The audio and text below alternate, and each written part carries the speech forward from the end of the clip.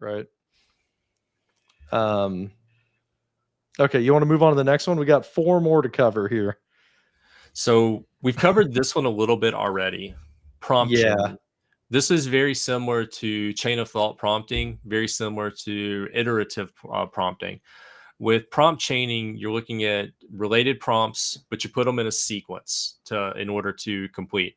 You could do that conversationally, follow up one after another, or you could put them into a single prompt, and then you could say for this part, this is what I need you to do. For the next thing, this is what I need you to do. Mhm. For the next thing, this is what I need you to do. And that goes back to something that Will mentioned just a moment ago. And that's kind of like reminding it about the rules. He specifically mentioned something called the tail pattern. Prompt chaining is a really good example of that, because you can go through and say, I need to get the 5 popular coffee shop beverages, the ingredients list, and I Mhm. want the recipe for that. Iterate through it, and then down at the end, you're going to say, this is the format that I want it to come out in. Put it in a table format. Make sure that you use bullet points for the ingredients and that they're on a new line. So you're adding in that, in this case, the tail pattern, but it's the main technique is called prompt chaining, and it's good for multi-step operations. So we've kind of iterated through a couple of versions of that. I Yeah. don't know. Especially the example that you had along your the conversational, like you knew where you were going, so that's kind of a little bit more like prompt chaining, Mhm. where you were like bringing the recipes and then you brought them together at the end into the table. I think that's one of those, you could be in a very gray area between like what you're doing. I want to try one example Yeah. of this live in the demo, and I really am curious to see what the results are going to be. So we're going to go into PowerPoint, and PowerPoint takes a moment to load. I think we've all experienced that button along the top. All right, and let's go ahead and paste in the prompt. Create a slideshow showing sales trends, follow with a slide analyzing the impact of marketing efforts, end with a proposal slide for next year's marketing strategies. Hmm. We're going to let it work on that. I don't have much content around that, and so it's doesn't like that particular prompt. Let's just try to change the topic, and I'm going to try one more time on that. And I'm going to let that run, and I'm going to go and I want to see words output on the same thing.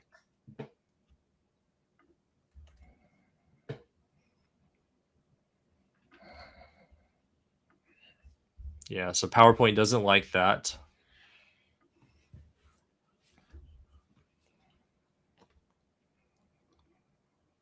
Now, we told it in Word to create a slide. So notice it's slide 1, slide 2, slide 3. It's using headers inside of there for that. And let's just say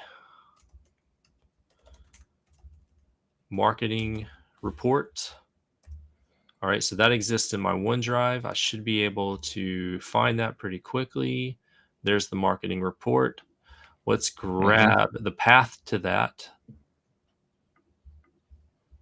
All right, so I got the path to that, and then we're going to go back over here, and then let's actually say, well, let's create a presentation from a file. It's looking through.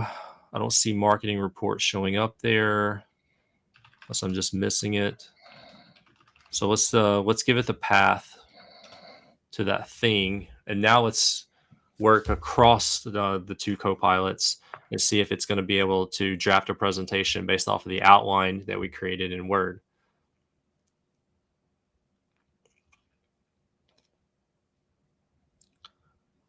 And this is a fairly new file, so we'll see. And it looks like it's starting to create it.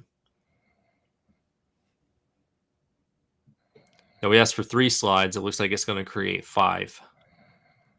And it's about 50% of the way there.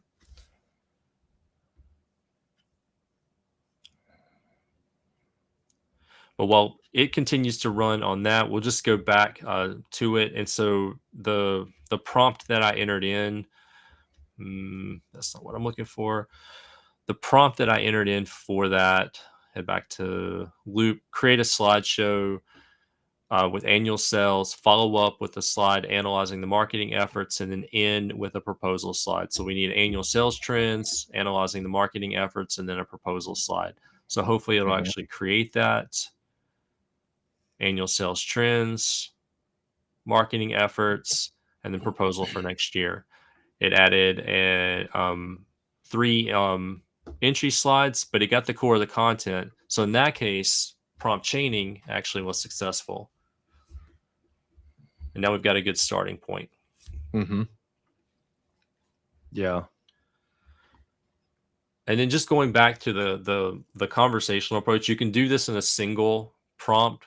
Sometimes you can go sequentially, step by step, and add to the thing over and over, and that can be helpful. But I do, as much as I like the conversational style, um, I do want to bring out one call out by Will, and that's it does forget things even in a conversation. It does get Yeah. locked onto certain topics and it just won't let it go. And so sometimes you have to start over on that.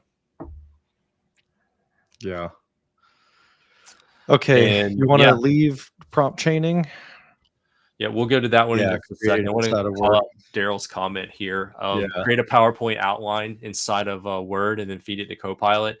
Do that all the time. Do initial research in Copilot chat, then move over into Word, start creating an outline, use Copilot to help me to format the outline to get it to the place that I want, then transition over into PowerPoint and start building a presentation based off of that outline. And then Mhm. once you deliver all of that, if you do it like live, you can capture the transcript. And based off of the transcript and the two files, you can do synthesis and can create a pretty good blog post out of all of that content and really minimize the amount of time that it takes to pull all that together.